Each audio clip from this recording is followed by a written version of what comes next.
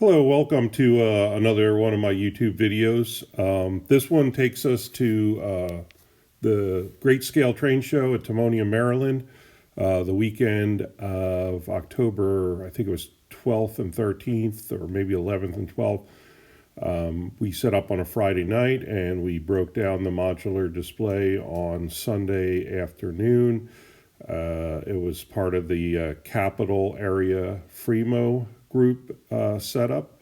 As usual, we brought our two return loops, our Y and our cheesesteak 1, cheesesteak 2, and rip wrap. You can see Jimmy standing there with the two return loops.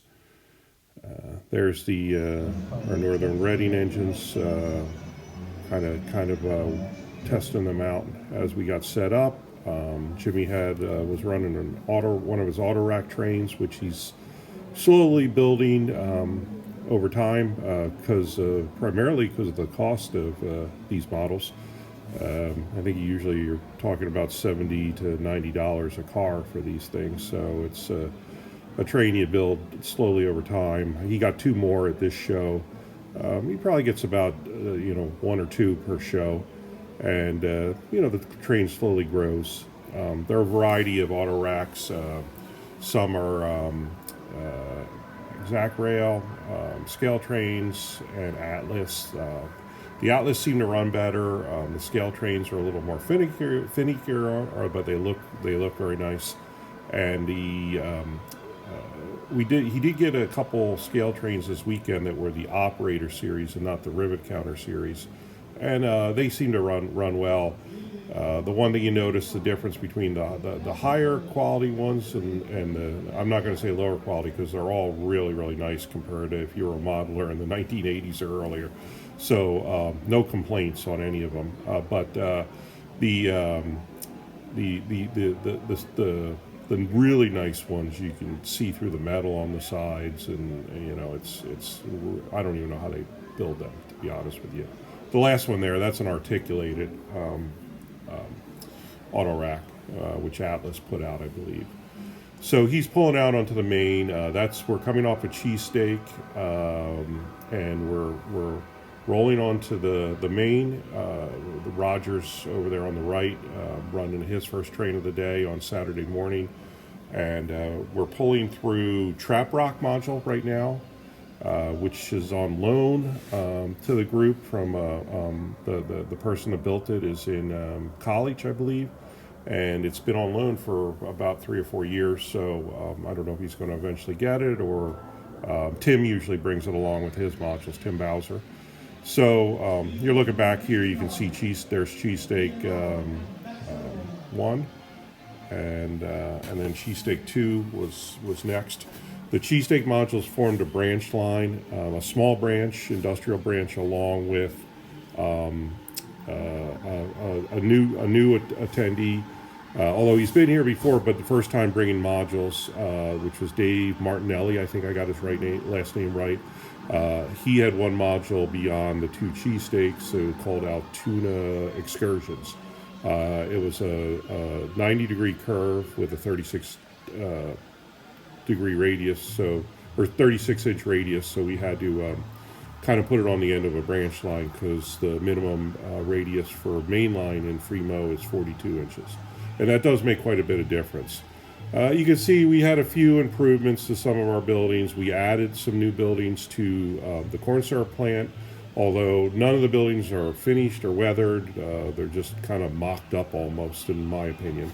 We did get some doors on the cold storage warehouse. You can see the loading doors there and the vents. Again, nothing's weathered. The brick's not weathered. Those units on the roof are just placement holders. They're just sitting there. I'm showing I'm putting my finger over the photoresistor for the crossing gates there. I don't know why we're looking at the ceiling now, but just showing how they operate. And then some of the electronics underneath. This was our first module, so the wiring's still a little sloppy in this. We're gonna eventually get around to cleaning it up a bit better than it is.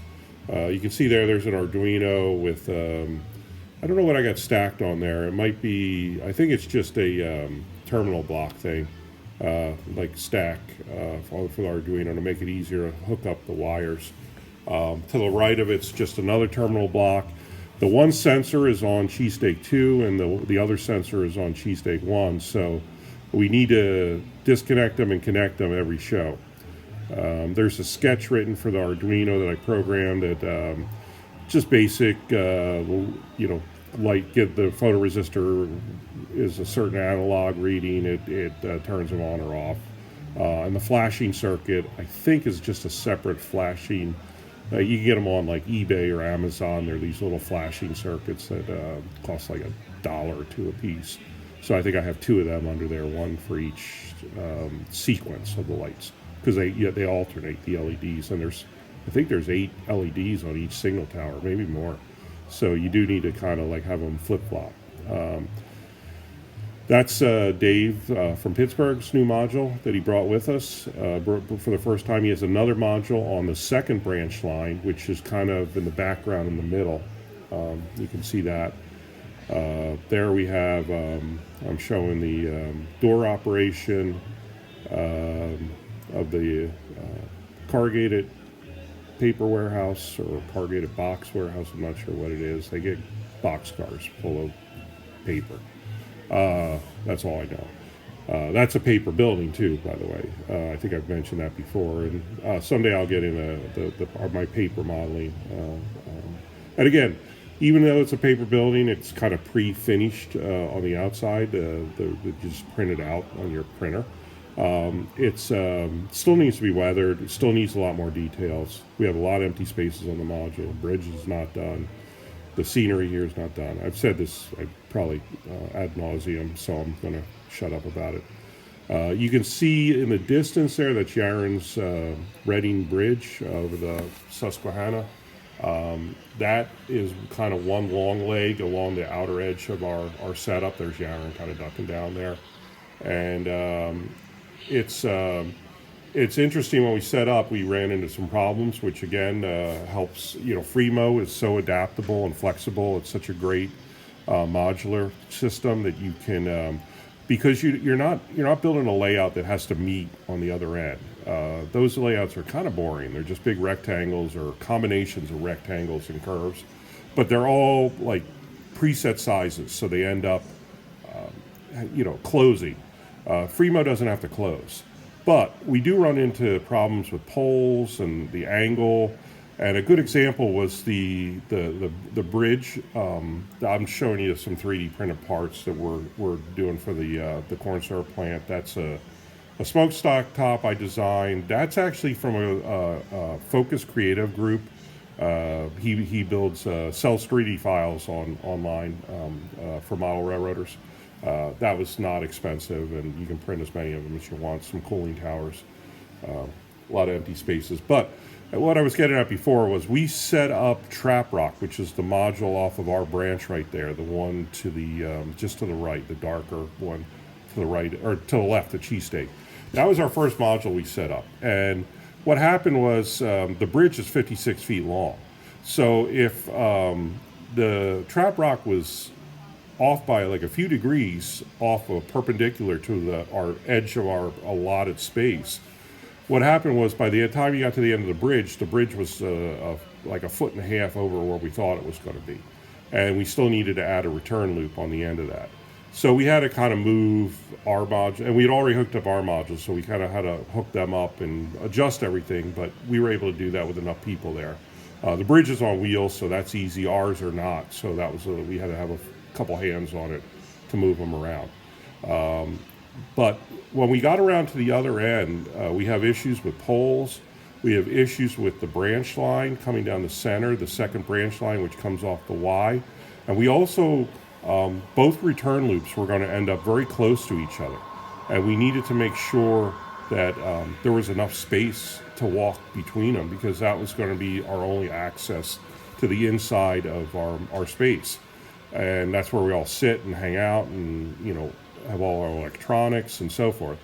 And we got concerned about the touching, and a lot of it has to do with the curves the radius of the curve, various curve modules, which we don't have enough curve modules. We have too many straights still.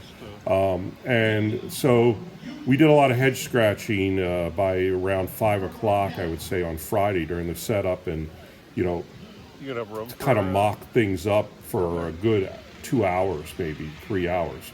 So we were a little behind. The modules were all assembled Friday night, but they weren't operational because we didn't have the fitter rails between them. So we had to spend the first hour Saturday morning going around and doing fitter rails. And luckily, the electronics, everything fired up. Clarence had gone around and tested a lot of the electronics ahead of time with a meter to make sure we didn't have any short issues, and most of those things were worked out. We did have one short on the branch that comes down the center, not our branch, and that's primarily because we have some new modules on the branch. And whenever you have new modules, a lot of times the wiring's backwards, and that's all it was. And it's easy to change because the Anderson power poles are flexible, that you can just unslide them, uncouple them, and then couple them back together, and you're good to go. So it was a great setup. I was sort of disabled, unfortunately. I had a pretty serious knee pain. Been in construction my whole life, so I need new knees. Been trying to hold off, and they kind of went south on me about a day or two before the event, and the setting up on Friday didn't help. So I pretty much was a bump on a log, sitting in a chair at a table, and didn't really get to run any trains or anything like I normally would do. So it was kind of a bummer for me in a way, but the modules ran great. Everybody had a good time. We had a really long main line. People were able to run long trains, like you can see there, the fast freight's coming out of the one loop, but you can see how close the other loop, which is literally the other end of the layout, is about 3 feet away. So the ends of the layout, we almost form a full circle, but we don't. They don't touch. And you can kind of see the new branch line coming off the Y in the center there. And then the other end of our module is in the distance, the green part there. Jimmy's actually running the fast freight and the container or the auto rack train off of his one controller. At one point, he had them on both opposite ends of the layout. That's how confident we were with the track setup this time. Interestingly, if you're looking at this, the return loop in the foreground that the auto rack's on, the auto rack train, is about 4 or 5 inches higher than the other return loop. And the reason for that is per the prototype, Yaren's 56-foot long bridge has about an elevation gain of about 3 3/4 inches, because the prototype is on a grade 2. So we're at the high end on these modules right here at the end of the bridge, but then the other ones are on the low end, and then we made some adjustments for the floor is off by plus or minus maybe 3-4 inches in this area. So we made some adjustments as we went along, and we did have some, like slight drops in grade, because we were concerned that we would not be able to adjust the modules once we got to the end. Another thing you have to think about when you're setting up. But all in all, everybody had a great time. The show went well, and I'm going to leave you now at Rip Rap, our other module, which was just off the Y on the other end of the layout, and again, not finished, needs work, and let you watch the end of this video. I put some photos in of the end of some of our freight cars on the fast freight. We're trying to stick to modern era, and of course that involves a lot of graffiti, a lot of rusted cars, and that sort of thing. So enjoy the rest of the video, and thanks for watching. Take care.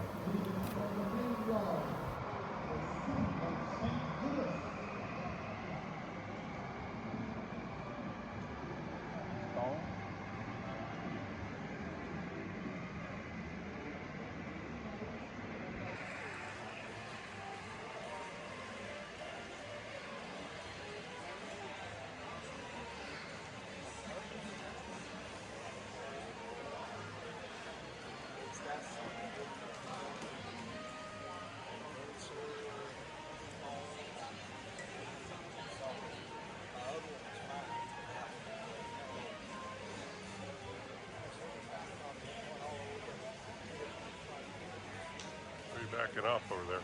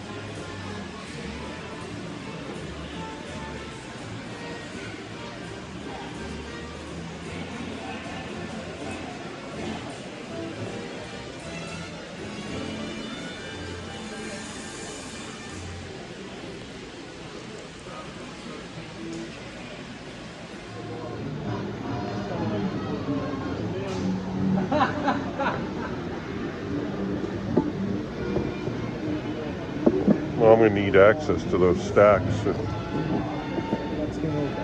right.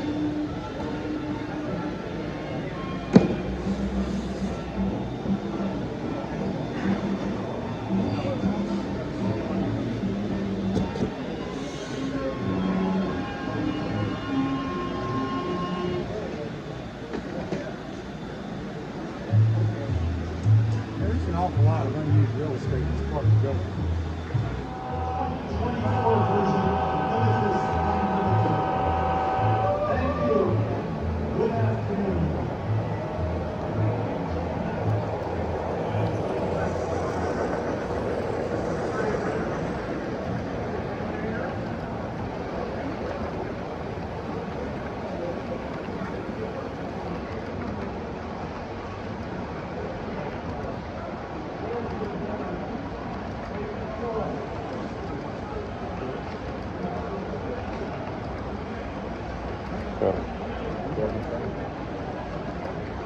Is it running okay?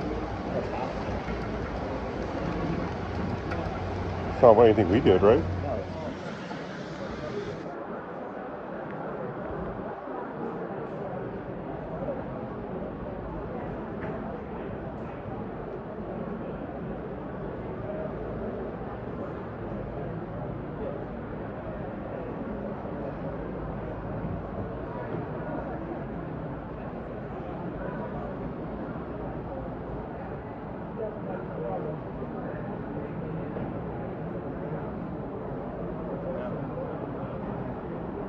Ooh.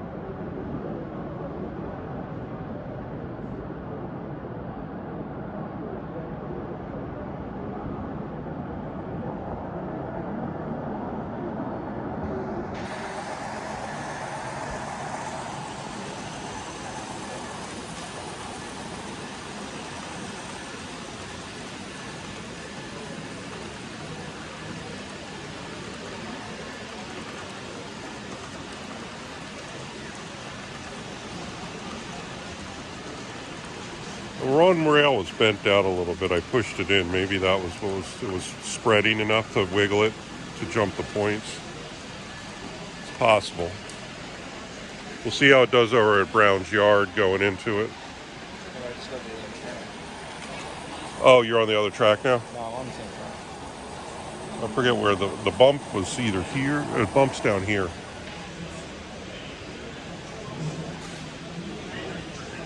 So it's right here. We might have to try to drop it a little bit.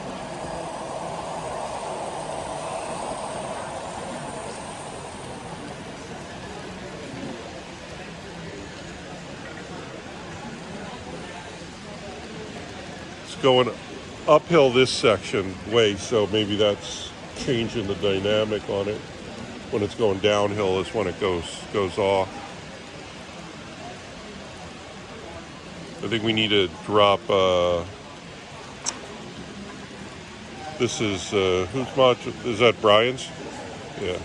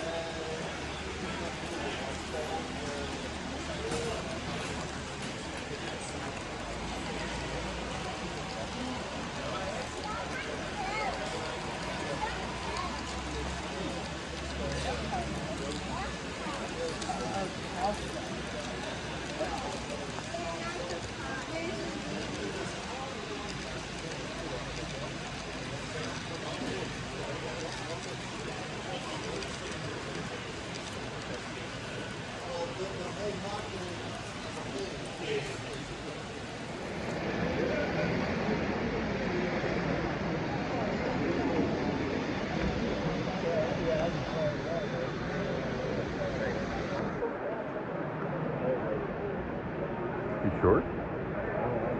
Somebody's putting cars on the. He's putting cars on the track. He probably shorted it. Tim, I think. Oh. It looks like it's the same cars there. Why don't you try loosening the trucks? What? Why don't you try loosening the trucks? Yeah, we can try that. Or maybe more weight. Or loosening the truck. I don't think it's having enough. I think it's weight. I think they're too light. These cars. These gondolas, are they gondolas? I gotta work on them. They're lighter than these.